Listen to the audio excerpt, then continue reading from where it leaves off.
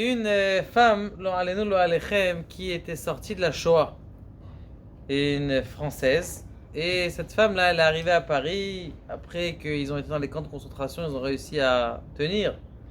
Ils sont arrivés à Paris et lorsqu'ils arrivent à Paris, eh bien, ils ont loué une petite maison. Et pendant déjà des années, elle s'est remariée, mais elle n'arrivait pas à avoir d'enfants. Elle n'arrivait pas à avoir d'enfants. Et c'est très dur pour déjà quelqu'un qui a souffert déjà de ce qu'elle a vu, de ne pas pouvoir avoir cet espoir de pouvoir continuer la suite. C'est très traumatisant. Et donc, ce qui s'est passé, c'est que la veille de Shabbat, elle avait préparé le Hamin, Chulent. C'était encore les juifs français, vous savez, de l'époque, qui étaient dans les synagogues ashkénazes. Et elle a préparé le chulent et elle a laissé le chulent. Elle a dit je vais aller acheter quelque chose au supermarché, Macolette, on a ça à Carrefour. Elle est partie, elle a laissé sur le feu. Maintenant, qu'est-ce qui s'est passé? Tant qu'elle sorte de la maison et qu'elle revienne, les voisins ils voient qu'il y a du feu dans la cuisine. C'est pas suffisant dans la cuisine, là dans la maison elle a prise et elle était en feu. Ils ont appelé les pompiers, Maintenant, les voisins qui étaient juifs eux aussi au Tséchoa, ils sont sortis donc des camps de concentration. Ils sont partis voir le Rav Mordechai Pardemensky.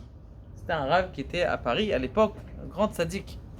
Il est parti voir le Rav Pardemensky. Il nous dit écoutez, on a un grand problème, on ne sait pas quoi faire.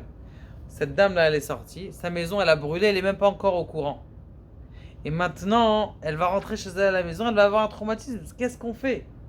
Elle va avoir un traumatisme. Déjà, elle a souffert. Elle n'a pas d'enfant. Ça fait 10 ans qu'ils n'ont pas d'enfant. Il a dit, est-ce que vous allez l'attraper? Vous allez l'attraper 2 rues avant qu'elle arrive. Vous vous mettez dans les coins des quartiers de Paris.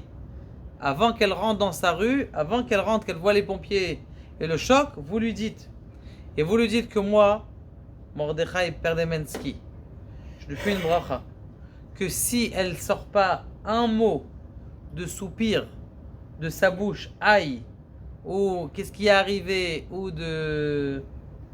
Eh bien, je lui promets qu'elle aura des enfants. 2 rues avant cette femme-là, elle rentre et lui dit écoute, voilà, il y a une mauvaise nouvelle à t'annoncer. Mais tout de suite, et on est parti voir le Rav. Le Rav, il a dit qu'il te donne sa bracha, que si tu rentres chez toi à la maison, tu vois ta maison dans l'état dans lequel elle était, et que tu dis rien, tu te plains pas à Kadosh Baruch Hu, eh bien tu vas voir que tu vas avoir des enfants, c'est sûr. Cette femme-là, elle rentre chez elle à la maison, elle serre les dents, elle voit l'état de la maison, tout son monde entier est disparu. Vous savez que c'est un incendie. Quelqu'un qui vit ça, c'est un traumatisme. C'est toutes tes affaires personnelles, proches que tu as, ils sont disparus. Tout a disparu. Et après, déjà, ce qu'elle avait vécu, déjà, c'était déjà double sur double traumatisme. Elle a serré les dents, elle n'a rien dit. Alors qu'elle avait un âge avancé et qu'elle n'avait plus déjà. C'était après la. Ce qui s'est passé, c'est qu'1 an plus tard, jour pour jour, son fils y raconte je suis pas né. J'ai eu une grande sœur. 1 an après, j'ai eu une deuxième sœur et après, c'est moi qui est né. C'est pas un seul enfant qu'elle a eu. Combien de dire quelqu'un qui se plaint pas à Kadosh Baruch Hu, qui peut se plaindre et qui se plaint pas, eh bien, c'est quelque chose d'extraordinaire chez Kadosh Baruch Hu. Ça, c'est une force parce que un homme par logique tout de suite il est ou contre lui-même ou contre Akadosh Baruch Hu. Il dit quoi? Moi je veux faire. Le fait qu'elle s'est pas plaint, c'est ça qui a fait, bien sûr avec la bracha du Rav, c'est ça qui a fait que cette femme-là, elle a pas eu de. Le Sfat Emet, il pose la question au début de la paracha, il dit comme ça, il dit Kedoshim tiyu. Et juste après il dit Ish ve'aviv ve'imo tirao. Kedoshim, vous serez saint, vous faites attention comment vous vous comportez, il faut être saint, il faut être pudique, il faut plein de choses. Et puis après, tu devras respecter ton père et ta mère. Quel rapport? Birchlal, respecter ton père et ta mère, on l'a vu quand? On l'a vu dans la Seret Diberot, on a vu déjà il y a une vingtaine de parachutes. Donc pourquoi est-ce que tu me dis ça? La réponse, elle est simple.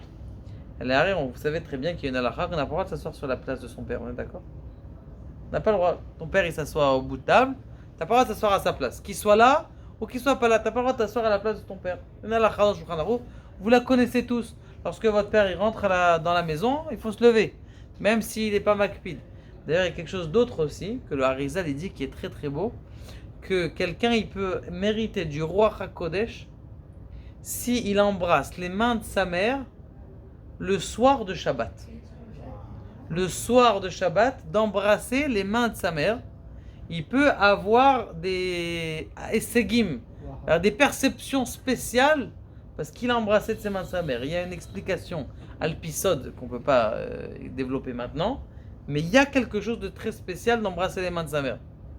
Même si ça la gêne au début, elle dit laisse-moi, qu'est-ce que tu me fais Quand même, il y a chez des matzav qu'il faut faire ça. Et donc maintenant il dit comme ça. Pourquoi est-ce qu'on dit Kedoshim Tiyu ki Kadoshani?